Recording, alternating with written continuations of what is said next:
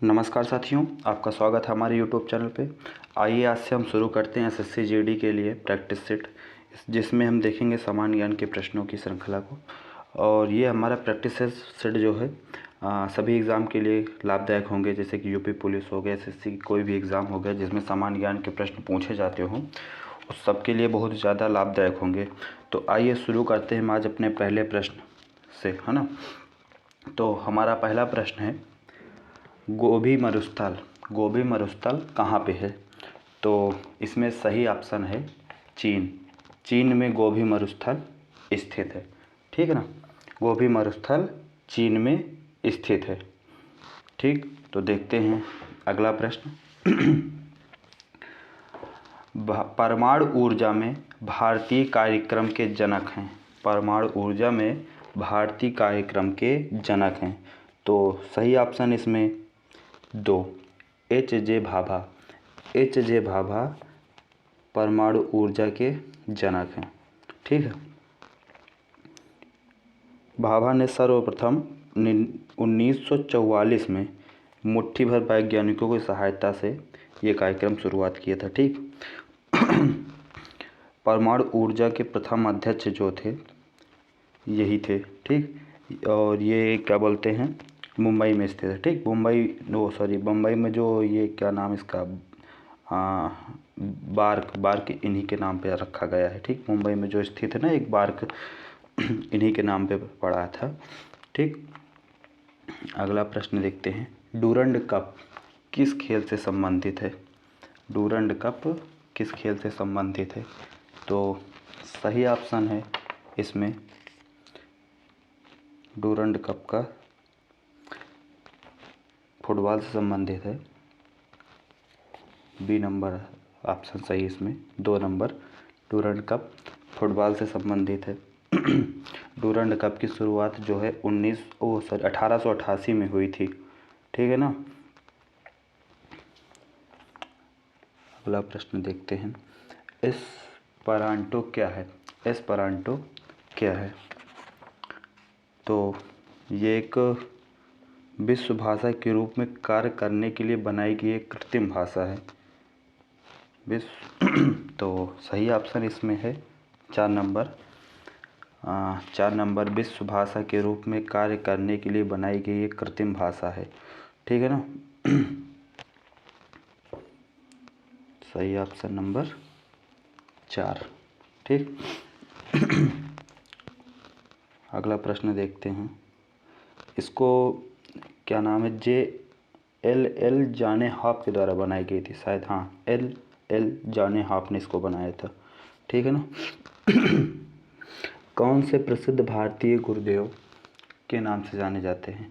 कौन से प्रसिद्ध भारतीय गुरुदेव के नाम से जाने जाते हैं? तो सही ऑप्शन है इसमें, कौन सा सही ऑप्शन होगा? रविन्द्रनाथ टैगोर। रविन्द्रनाथ टैगोर ही गुरुदेव के नाम से जाने जाते थे। ठीक, इन्होंने ही महात्मा गांधी को महात्मा नाम की उपाधि दिया था। ठीक है ना।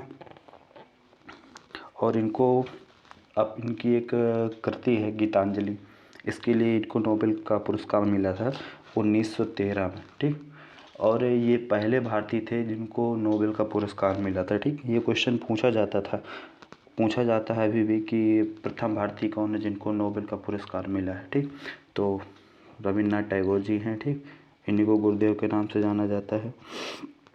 ठीक है ना। अगला प्रश्न देखते हैं, जंतर मंतर का निर्माण किया था।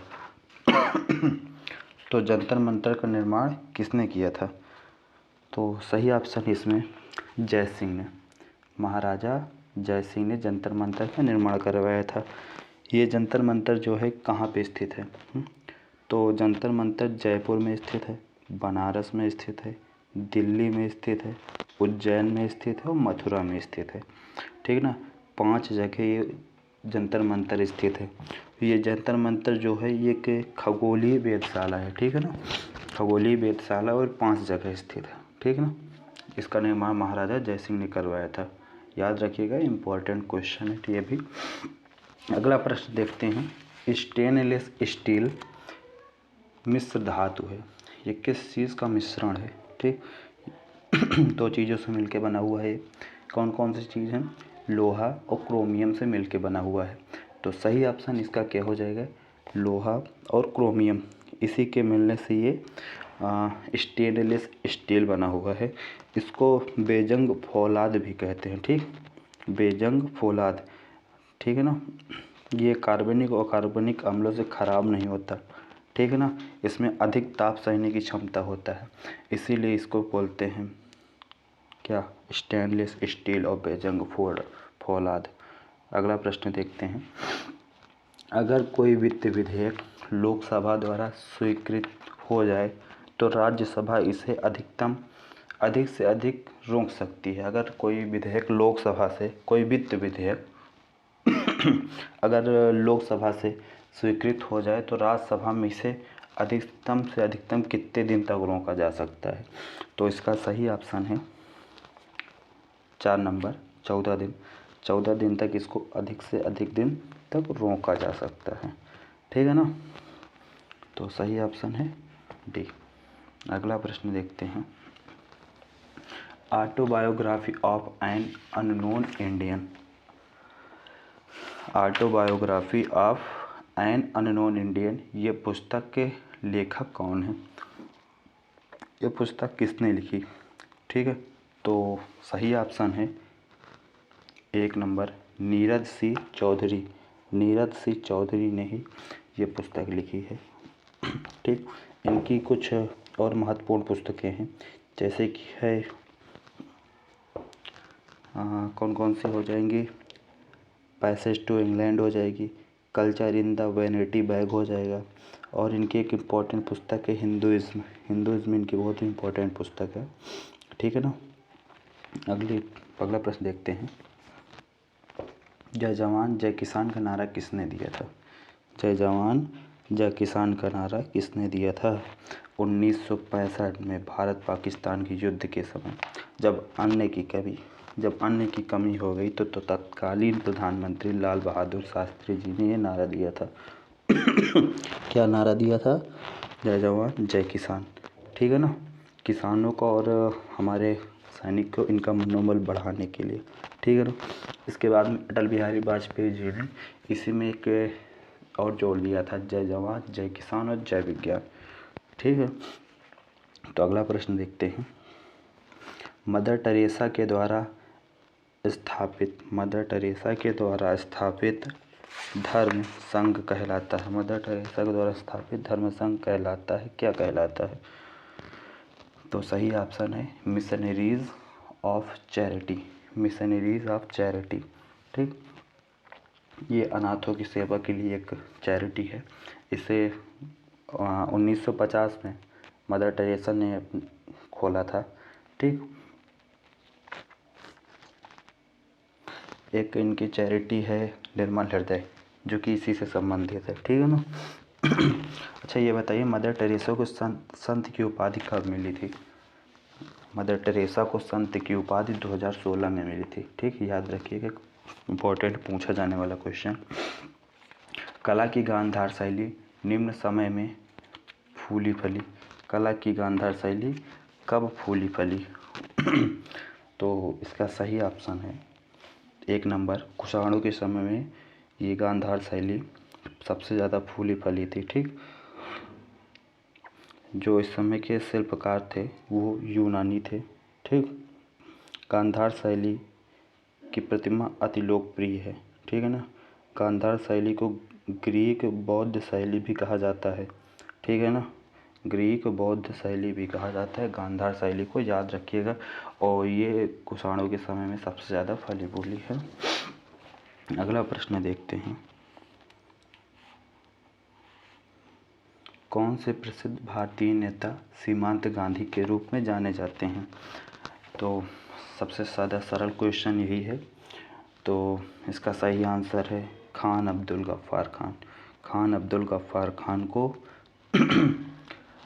सीमांत गांधी के नाम से जाना जाता है, ठीक है ना।